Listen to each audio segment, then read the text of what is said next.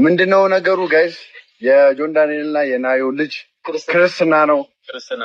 ዛሬ ክርስትናው ነው። ይህን ላደረገ ሃሌሉያ በሉ። እግዚአብሔር ታማኝ ነው ሁልጊዜ በቃሉ። በስሙ መሰብሰብ፣ በስሙ መስራት፣ ስለ ስሙ መኖር በስሙ። ብዙዎች ከሰሞኑ በነበረው የተለያዩ የሶሻል ሚዲያ ወሬዎች መካከል ተገርሞባቸው ከቆዩት ጉዳዮች መካከል ከነበረው የናዮ እርግዝና ነበር። ናዮ በሰላም ወንድ ልጅ ተገላግላ ነበር። ከእስር ቤት ከወጣችን በኋላ የተለያዩ ንግግሮችን ተናግራለች። ፈጣሪዋን አመስግናለች። እየሆነ ስለነበረው ወደፊትም ስለሚሆነው ሁሉ እግዚአብሔርን አመሰግናለሁ።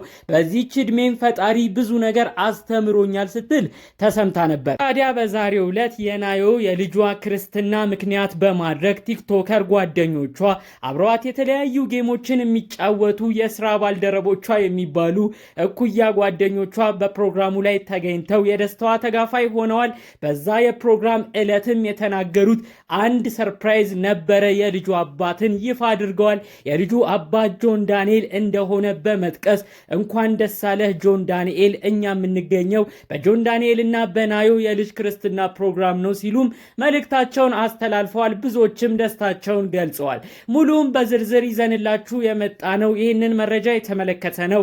ጆን ዳንኤል ካለበት ምን ተሰማው፣ እንዲሁም ቤተሰቦቹስ ምን እያሉ ነው የሚለውን፣ በሌላ በኩል ደግሞ ናዮ ስላለችበትና እየሆነው ስላለው እንዲሁም አዳዲስ ስለሆኑ ጉዳዮች ስለ ልጇን በተመለከተ የወጡ አዳዲስ ዜናዎችን በሙሉ በዝርዝር ይዘንላችሁ መተናል። ሰላም ጤና ይስጥልን ውድ የተከበራችሁ የሀገራችን ልጆች በያላችሁበት የዓለም ዳርቻ ሰላማችሁ ይብዛልን።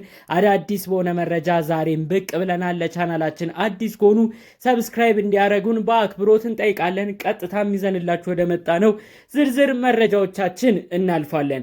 እንግዲህ ጉዳዩን ለማስታወስ ያህል በተለይም ናዮን በደንብ ለማታቋት፣ ናዮ ማለት ቲክቶከር ነበረች። ፌመስ እንዲሁም ተጽዕኖ ፈጣሪ ከሚባሉ ቲክቶከር ጌመርም አንዷ ነች። ታዲያ በቲክቶክ ጌምም ከነ ጆን ዳንኤል ከነ ጃኒ ከተለያዩ ቲክቶከሮች ጋርም ጌም ትጮት ነበር።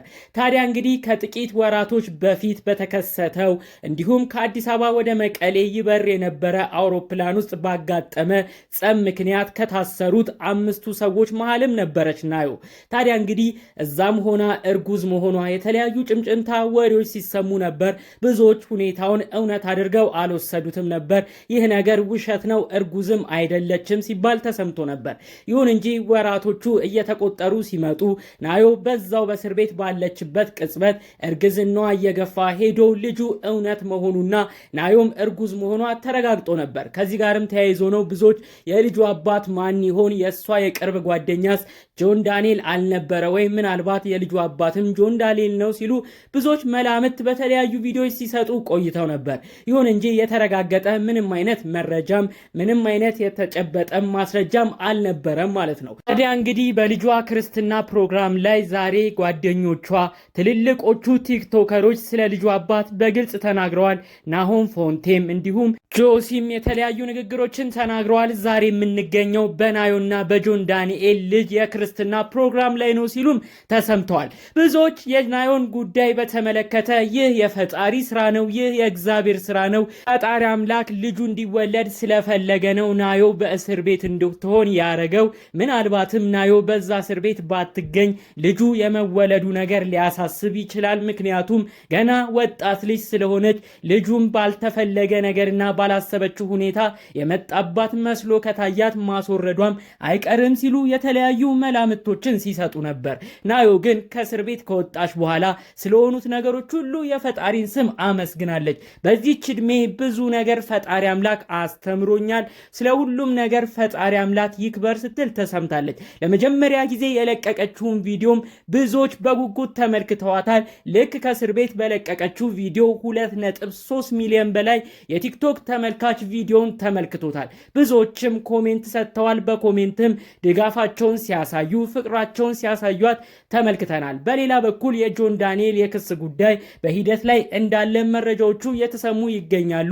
ቤተሰቦቹ በአሜሪካን ሀገር ጠቅልለው እንደሄዱ ከዛም ሆነው ጉዳዩን እየተከታተሉት እንደሚ እንደሚገኙ የቅርብ ሰዎቹ ስለ ጉዳዩ ተናግረዋል። በአጠቃላዩ ግን ስለ ልጁ ስለ ናዮም በተመለከተ ግን ዝርዝር ነገር የተናገረው ነገር ባይኖርም ስለ ሁሉም ነገር እሱም ፈጣሪን እያመሰገነ እንደሚገኝ ግን በውስጥ ያሉ ጓደኞቹ መረጃዎቹን እያደረሱ ይገኛሉ። ቲክቶከሯ ናዮ ከእስር ቤት ከወጣች በኋላ ጌሞችን እንደ ድሮ መቀጠል መጫወት ጀምራለች። በጌሞችም የተለያዩ ጊፍቶች ሲወርዱ ተመልክተናል። ብዙ ኢትዮጵያኖችም ፍቅራቸውን በጊፍት በኮይን እየሰጧት ብዙ ነገርን በአንድ ቀን አንበሽብሸዋታል። ሁሉም ነገር ከመጠን በላይ ሆኖብኛል። እኔ የሁሉ ህዝብ ፍቅር ያለኝም አልመሰለኝም ነበረ።